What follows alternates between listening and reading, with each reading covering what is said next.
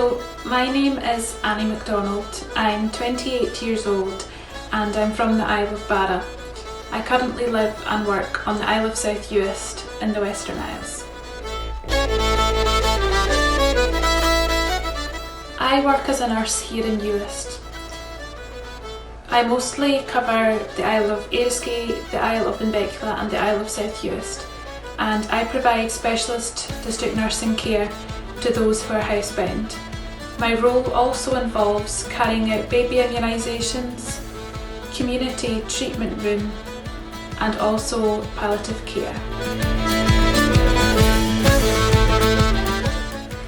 I feel very lucky to be a nurse here in the islands. I feel very privileged to be part of people's daily lives, daily routines and often their families. I feel very honoured that people trust me to look after them and to look after their loved ones and their families. It's also great to be part of a wider team of excellent colleagues who provide specialist care and very important care every single minute of every day here on the islands. From ambulance staff, surgery staff, GPs, nurses in the hospital, carers in the care homes, carers out in the community, podiatrists, physiotherapists. There are honestly too many to name, but we all work together as part of a big team. I love that my job is different every single day. I get to meet new people every single day, and I get to learn more about myself and more about nursing every day.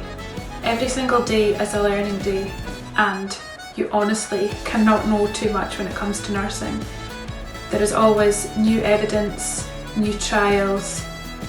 COVID, that's something completely new to me, completely new to everyone, but we are overcoming it at the moment, trying to roll out mass vaccinations, trying to work with PPE, trying to minimise risks, getting really up to speed with infection control.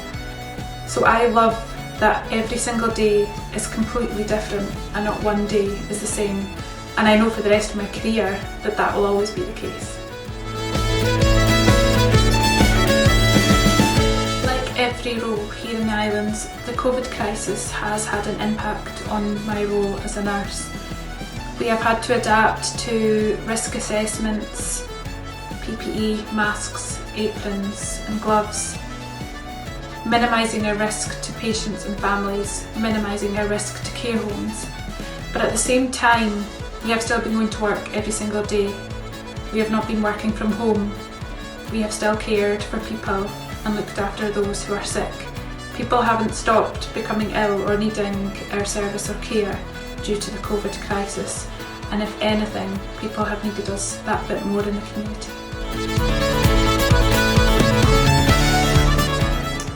The COVID crisis has taught me how important communication is.